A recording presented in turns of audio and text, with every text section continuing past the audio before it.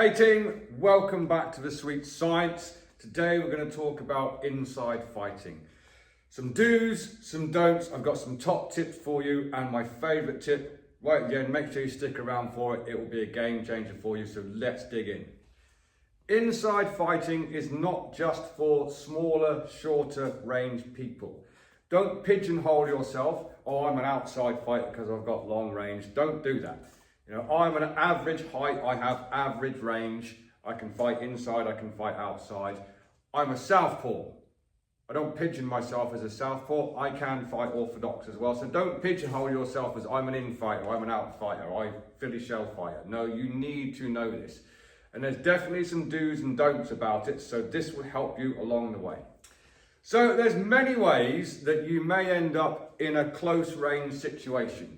You might want to be the person in close range, the other person might want to be in close range, or you might have just met in the middle and now you're fighting at close range. So if you want to get to close range, you need to do something safely. You know, you're never going to be able to just walk in with your hands up and get into close range. There are many ways of doing it. In an ideal way, you will preoccupy the lanes. You'll change your level or change where your head is and then go forwards. One of the most basic ones that does work very, very well is to throw a preoccupying jab, level change with your hands up and step in. Okay, it's just as simple as throw your jab. I'm not trying to necessarily hit you. I'm preoccupying lanes. Throw your jab, level change and come up from there. You're giving a target, you're taking it away, you're possibly causing a trigger defense and attack, i.e. I'm triggering with my jab, causes the person to defend it and maybe counter-attack. Well, then I'm taking my target away and coming back in from here. When we get to in range, there's things that we need to talk about. So let's have a look at that.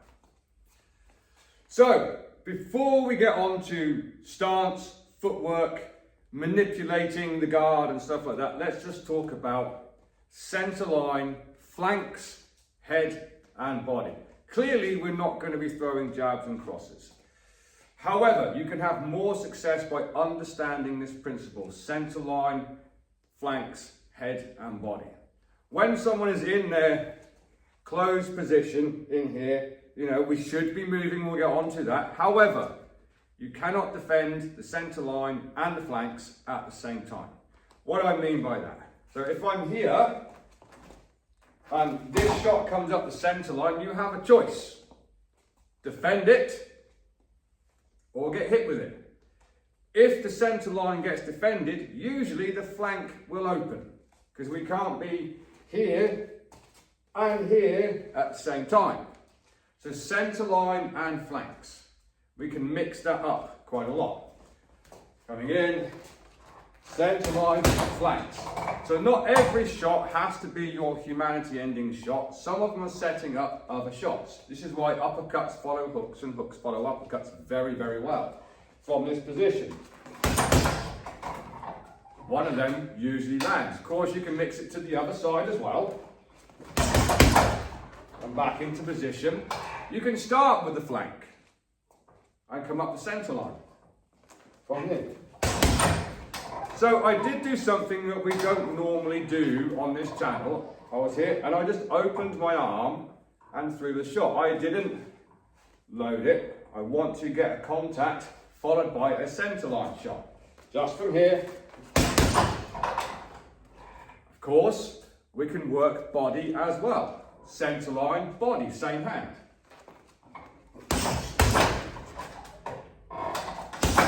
Opposite hand. They all work together. So understanding center line, flanks, body and head works very well. Something else to think about is your positioning. What do I mean by that? If we've just butted heads with our closed guards, if I want to throw my right hand, uppercut, left hook, I'm going to position myself slightly off center so my uppercut becomes the center line and my flank can come in. There's no point me being off to the right slightly throwing that shot and that shot. It's not going to position well. So your positional choice is important. If I happen to be over to my right, your left side is going to be that left uppercut, right hook. Or right hook, left uppercut, body, whichever. If you choose to stay smack bang in the center of your opponent, what is available to him is available to you and vice versa. So think about your positioning as well. You can do that on a bag. I'm in the center right now. Just step off slightly to my left. It's going to open up my left shot flanks. Obviously, if I'm doing it southpaw, I'll come over this way from here. So think about center line and flanks, head, body, and positioning yourself slightly to the side. Not out here somewhere. Then you still want to be in range, but there's specific footwork that we want to start thinking about as well. One of the main things that's going to get you caught and lit up when you're in a close range situation is staying static. I know I just did on the punch bag, but if I choose to just stay in front of you, it's going to be a battle of probably who gets hit the hardest first. So using things like box steps and switch shifts will help you be able to stay in close range, but be a bit more dominant as well. So it's okay to square up your stance when you get to close range. Okay? You don't have to be in your bladed stance when we're in close range. You can do if you really want to. It's not against the law. It's not against the law of the sweet science or anything like that.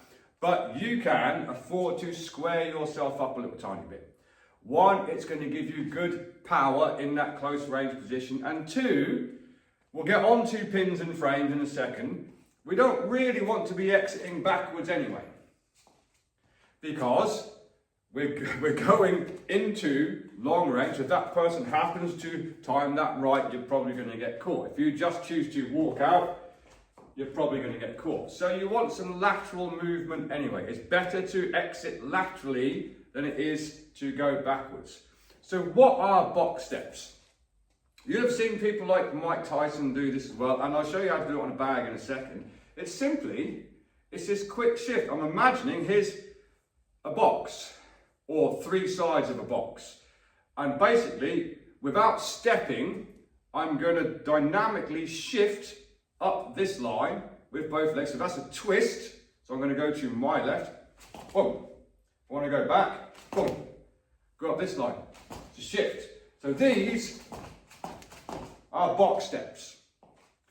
Putting in a switch shift. Doesn't matter whether you're an orthodox or a southpaw. You will want to be able to do these both sides. We all know I'm a southpaw, but I'm going to go into my orthodox stance first. So when I do square up, I'm not completely square. For that box drill, I am. But if I want to shift this way, my weight goes onto this leg, and then with a rotation, and almost like we do with a box step, I'm going to come around here. So now I'm in an orthodox stance. If I want to come back square, I'm just here. And if I want to shift into my natural stance, which is my southpaw, I'm going to put a bit of weight on my left leg and then drag this one to it. So we can kind of mix this up. Box steps, one, drag steps, box step, drag step, box step. Around here, it does require you to have quite a bit of energy in your legs. If it's not something you're used to, here's a little drill you can work on your bag to help you get that persistent energy. Another top tip, if you've never done this before, don't worry too much about your shape and form. Get used to the footwork. You can always add that in later. Set yourself a little round timer and just work those box steps and those shifts around your bag. For instance, I can be in here, so I'm in the center lane. Box step, same way, shift.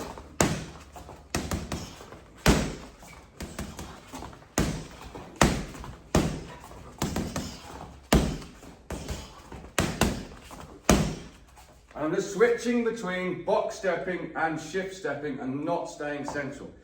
It is a killer on your legs. It will soon wear you out, so if you're not used to it, make sure you are practicing that. So the next thing is making sure your head is not just solely on the center line as well. You need to be proactive in your defense with this as well. If I just stay here, I'm probably going to get lit up. So we don't want to do that. So with your box steps and your shift switches, and you're not choosing the center lane, but just centering yourself off to the side slightly so you can work center line and flanks, we want to make sure we have got head movement as well. A lot of people will just go glove to glove and just fight here. If I have moved, for instance, I'm going to do a shift step this way. If I have moved here, bam, bam, and come back round again, I probably want to get some little head movement in here as well. Because guess what? They're probably going to throw punches back at you. Very few people will just sit there in their guard and wait for the storm to finish. That's not how boxing works. So when you are trying to manipulate center line and flanks, guess what? They are probably going to be manipulating center line and flanks as well. And if you haven't seen anything like this video before and you're wondering why you're getting lit up and your partner's not, it's probably because you are just staying here and hiding behind your gloves. Hiding is probably the wrong word. We don't hide in boxing. But staying safe behind your gloves. That leaves us to get our guard manipulated quite easy as well, which we'll look at in a second. So when you've got used to using your box steps and your switch steps and you're getting quite comfortable at it, you want to be adding in head movement, rolls, not necessarily slips, because I've got nowhere to slip, but the dip, the old Mike Tyson dip, just taking your head off that line. It's not a slip. So I'm southpaw, aren't I? It's not a slip, I'm just dipping to the sides from here. So, slowly, I could be here in my close range, manipulating center line and flanks, switching, coming back around.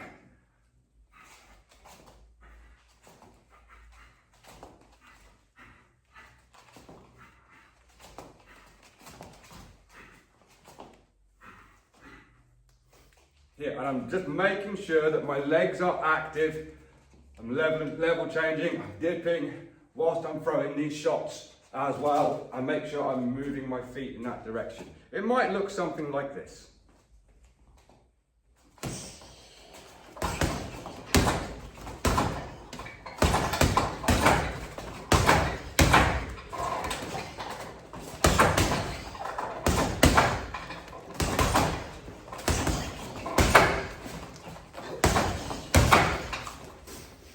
So next we have creating space, pinning, framing and manipulating the guard. That's always going to serve you well in a close range situation. We don't want to just sit there, glove to glove, head to head. So creating space. It can be as simple as a nudge, a shoulder nudge. What we can't do is push, that's illegal, but we can nudge to create space. For instance, as an orthodox, if I'm in this situation here, I might want to, as an orthodox, drop my lead hand and go a little bit left shoulder to left shoulder, just in here. A little nudge is enough to allow you to land the shot. It could be an uppercut. Obviously, if I've dropped my left hand and I'm nudging with my left shoulder, biomechanically, I'm not then going to do that, am I? It's going to be a backhand, okay? Biomechanically. So from here, because you'll always get this situation where you get a bit shoulder to shoulder as well. If I just stay here shoulder to shoulder, I don't get much. I can give it a nudge to create some space. Boom. Give it a nudge from here. Still staying defensively responsible. When I put my arm down, this is a top tip as well. When I put my arm down, I'm not just letting it hang there, I'm not bringing it round. Because look at this is all open. This person's going to have their hand ready to throw. So when I drop that hand, that elbow comes back and my glove protects my lower body, my sternum, and everything from there. If I'm here, come a little closer look. If I'm doing this, spleen's massively open. Elbow's here. So when you try and throw that shot, you get forearm on elbow. I've done that. It hurts a lot. Top tip. So when you're here, don't have your arm like this. Elbow out a tiny bit. gives me an ability to nudge and come back to position. There was a double nudge there. I went nudge, uppercut, nudge, hook.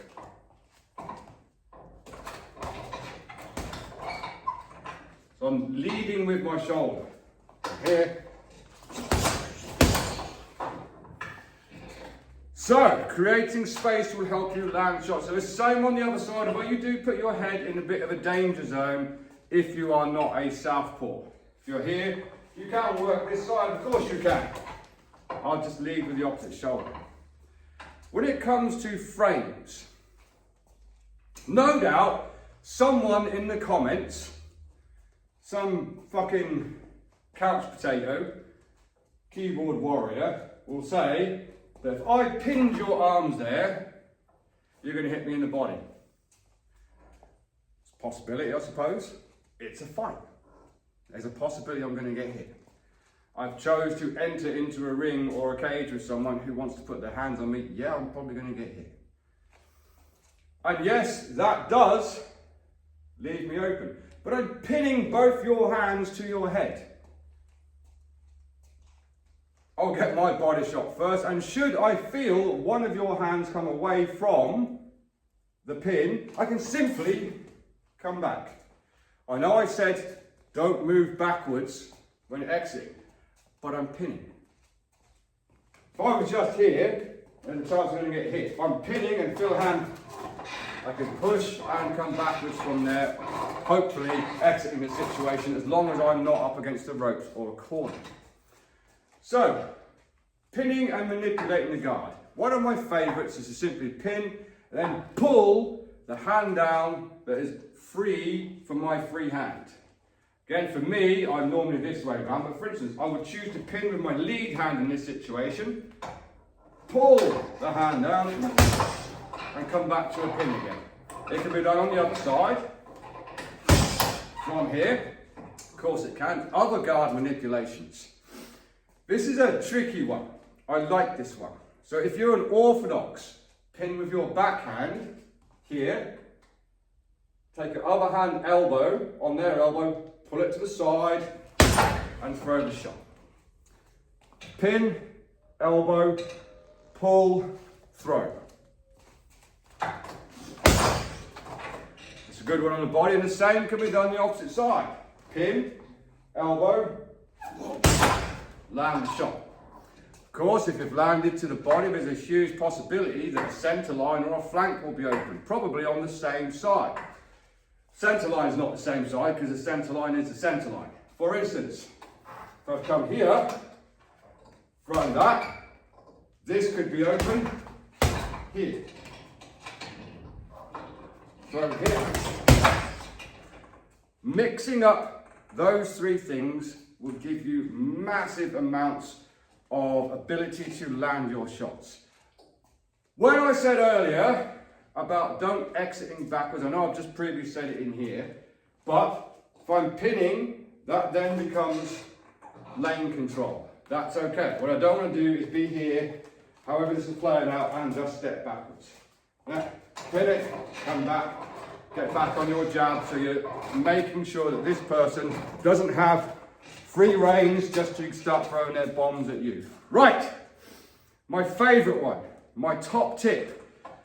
This works for me really well. What I'd like you to do is, if you've used this before, put it in the comments to say whether you've had success with it or whether you think this is a waste of time. But for me, this has worked really, really well throughout my entire combat sports career. So let's look at it. With the aid of some trusty gloves taped to a bag, around the same height it would be, for me anyway. So here's a mistake I think a lot of people make. And let me know if you think I'm right or wrong. So it's very easy, when you get in this close range situation, to be here. We're kind of on the same level, okay? We're a bit, I'm not like putting my bits and pieces towards you, want a little bit of space to work, but we kind of stay glove to glove. This has served me, excuse me, fantastically over the years. If I find myself in this situation here, I will go lower and come up into their gloves. Effectively, so here, I'm going to lift you up slightly, because what does that do? It opens up the body. So if I find myself here, I'm going to come under and just come underneath your gloves here. One, it pins your gloves up, and two, it will raise your elbows. This is a mistake. Okay, you don't want to be doing this. Here, you want them elbows tight. So if it's a mistake to do that, then surely it's good for me to make that happen. Now, this is a fine balance. What I'm not doing, I'm not driving everything into you, trying to push you backwards. I'm getting underneath your gloves, and with my gloves, I'm lifting you up. Opens up the body nicely. If I start landing bombs on the body, I'm not saying you will, but usually hands start dropping a little tiny bit. So if I find myself in this situation here, I'll come under and I'll push up with my gloves, lifting slightly. And you'll see these elbows will come out of it. And that's our opportunity to then start moving with our switch steps and our box steps. What I don't want to do is just stay here and obviously then drop my hands and go. But having said that, we're also naturally lower than your opponent. They will swing for your head. Because in this scenario, you can't really now come off and load yourself. You've kind of got to just chance these shots a little tiny bit. So, hence, we want lots of bobs, lots of weaves, lots of dips. Because you are naturally lower than them, it's easier and less movement to make them little adjustments. I'll do it slower. So here, I'm same height, I'll come under and push up. Start throwing some shots, little dip, switch, box step it, boom, might come back, push the hands up again. Might frame, pull the hand away, frame, pull the hand away. Come back, under, push the gloves up. And start working from there. That little tip has got me out of no end of trouble. No one taught it to me. It's just something that I done once and like, oh, that really worked. Get underneath their hands. Come up with your gloves and lift. Okay. Those of you say, but you shouldn't be on your front foot. I know I'm southpaw. Your weight shouldn't be on your front foot. Or I could say, like I've done, I've squared up, but I am driving a little bit in and lifting. Elbows tend to come out slightly. From here. Mix that in with everything else, your angles, your shift steps, your box steps, center line, body, head, flank. It's fantastic. You will have success with that. I could do a whole series just on fighting on the inside. You may or may not want that, I could do. But there's a little masterclass of things that you should be doing on the inside rather than just being here and praying something lands and that you don't get dropped, okay? Make sure you're thinking center line will open the flanks, flanks will open the center line. Flank head will often open flank body. Body, not your body, your body. Center line, body will often open up.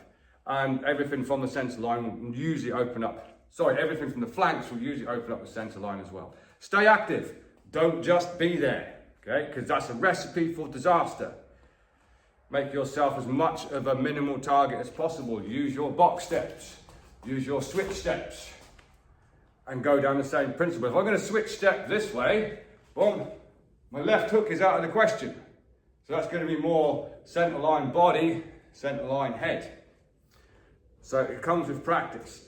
That last top of pin, frame, manipulate. Don't just be happy to sit here and hope something happens. Use your arms. If you are getting pinned and you're getting manipulated and you have room behind you, disengage. Because they will open your guard. It's like a can opener. Okay, they will open it. That last little thing, get underneath and come up. You'll be surprised how much success you'll have going to the body. It just lifts the elbows. I would be here, elbows to body, head in my hands, not looking down. I know you can't see, but I'm looking through my eyebrows from here.